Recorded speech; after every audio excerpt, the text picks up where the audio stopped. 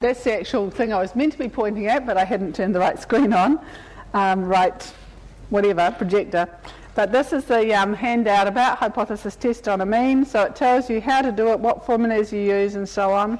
And then in the second part it tells you the little trick of how to do it, and you see like my comparison value here is 450, so I've just copied the number 450 all the way down.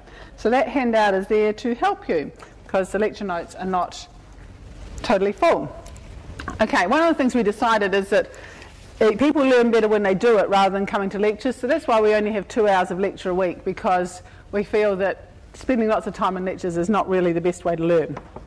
Okay, so next we're going to move on to a proportion, and what we've done so far, except for the pinkies, everything we've been talking about in hypothesis testing has been about interval data. So we've talked about marriage age, or we've talked about whatever the thing was we talked about yesterday. And today we've talked about the marriage age, and now we're going to look at proportions.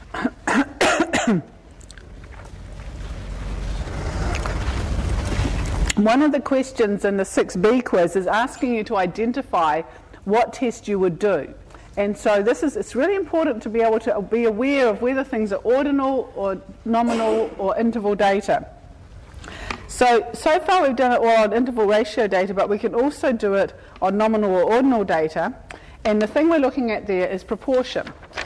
And this is a lot of stuff that you do actually ends up being nominal. In fact, whenever people make up questions, they often end up with just about all nominal data. It's really easy to collect nominal data because people just tick boxes. But the problem is that it's harder to get much information out of than interval data. Okay, so let's have a look. We've got our usual rate for defective mugs is 4%. So we've got this factory, or we've got a machine that's producing mugs, and generally 4% of them are defective. Okay, you take a sample of 200 mugs and find that 8 are defective, which is 4%. Each mug has a value of OK or defective. Okay, so what we're talking about is you take your first mug, you look at it. Is it OK or is it defective? If it's OK, you send it off. It's defective, you hang on to it. So that is a nominal value. OK or defective is nominal. It doesn't have an order, and you certainly can't find the mean. I mean, if I say, what's the mean of defective? Well, you can't do that. So that's why we're talking about proportion.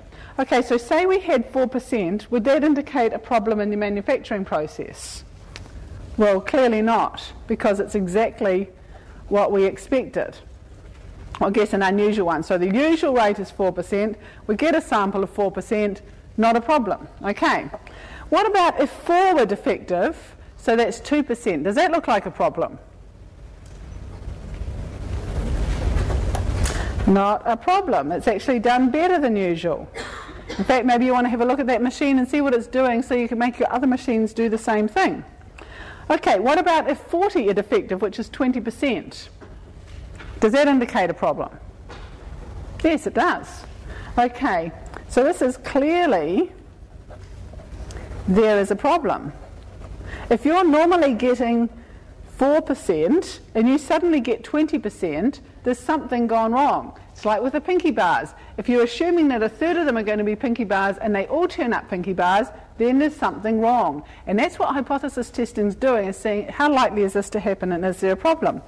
Okay, but what about, it's okay when it's clear, like 20% or 2% or 4%, but somewhere between 4% and 20%, there's a point where you go, yeah, I think there is a problem. So is it 5%, or what about 6%?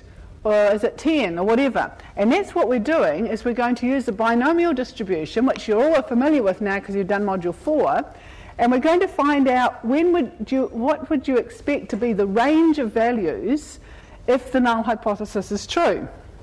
Okay, so what about 10, 20%? So this is a problem. I mean 10%, sorry. So somewhere, and here we have here, this is the binomial, using the binomial distribution. This is the probability of getting 0 defectives out of a sample of 200. So n equals 200. Probability of defective equals 0.04. And then this is, I've just used Excel to give this table.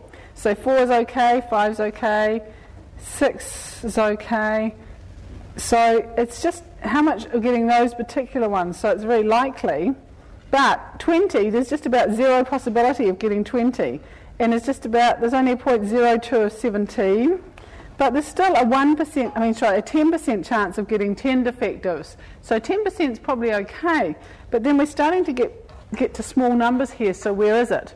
And we don't look just at the probability of that exact number. We need to look at the probability of that number or higher. So we say, what's the probability of getting 11 or worse? And so we would add all of those up. Okay, so we'll actually do it with 12. So we take a sample of 200 mugs and we find that 12 are defective. So we've got 6% are defective. And so what is the probability of getting 12 or more defective? And do you all remember the binomial distribution? It's imprinted on your brains from doing those. And so what we're going to find, and because I'm doing this part here, we want to know what's the probability of 12 or more defectives. So it's actually, we want to know 12 or more, that bit there. So Excel finds this bit, and we want this bit. So the number we put in is going to be 11. So the binomial distribution 11, 200 is the number of trials, 0.04 is the probability, and true because it's cumulative, and then we're going to do 1 minus it because we want to know the probability that it's greater than or equal to 12. Okay, so we do that, and in fact if you added up these numbers here, you would find that they come to 10.7.